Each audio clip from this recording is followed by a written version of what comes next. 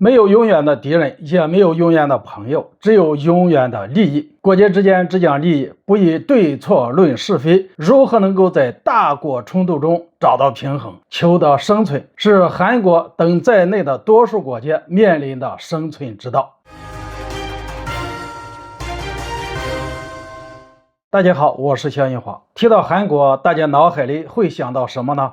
是热舞的女团，还是大财阀，还是现代汽车呢？作为东亚最为励志的国家之一，这个领土面积仅为10万平方公里，人口是5200万的小国家，资源体量甚至还不如中国的浙江和江苏。然而它却是亚洲为数不多的发达国家之一，人均 GDP 达到了3.5万美元，几乎是中国的3倍，经济总量排名世界前10。弹丸之地的韩国，它的崛起充满了太多值得我们研究的地方。韩国的崛起始于上世纪60年代，韩国为尽快恢复经济，进行了大刀阔斧的内部改革，逐步确立了经济发展的方向。但是以前穷困潦倒的韩国站在一片废墟之上，老百姓连肉都吃不上，白手起家发展经济犹如创业投资，那这启动资金哪里来呢？美国的无偿援助只能解决温饱问题，想过上好日子还得靠自己。但一个农业国要完成向工业国的转变，谈何容易？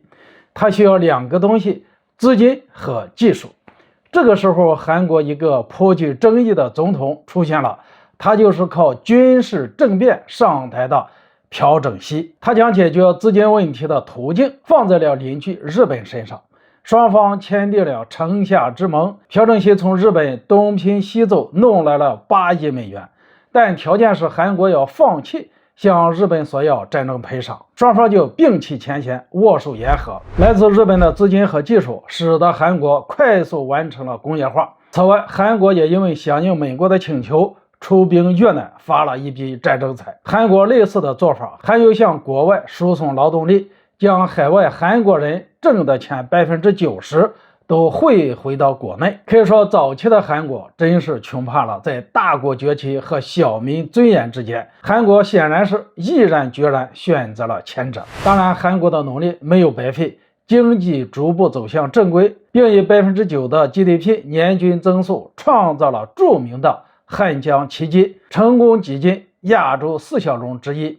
一时风光无限，进入70年代初，韩国的经济已经毫无争议地超过了朝鲜，而这个过程韩国仅用了10年。而韩国如今半导体、造船业、电子制造、汽车、电子软件等领域都做到了世界先进水平。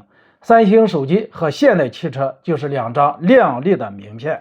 说实话，从结果导向来评价的话，韩国的崛起挺励志。半岛一南一北2个国家形势转变如此之大，让人十分感慨。但是相较于经济上的成功，韩国在外交上的表现却不那么招人喜欢，屡屡挑衅中国，这是韩国在国人心中形象一落千丈的原因，也是韩国的宿命。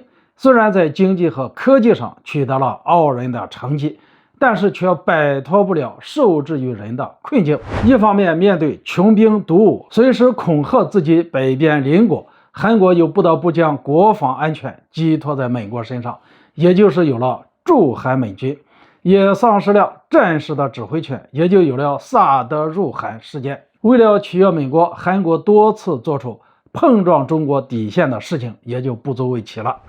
自尊心极强的韩国民众面对这种屈辱和尴尬的现实，哪怕心有不甘，却也无可奈何。英国前首相丘吉尔曾说过一句名言：没有永远的敌人，也没有永远的朋友，只有永远的利益。国家之间只讲利益，不以对错论是非。如何能够在大国夹缝中寻找到平衡，求得生存，是像韩国一样的多数国家所面临的生存之道。好了，今天就说到这里，咱们下次见。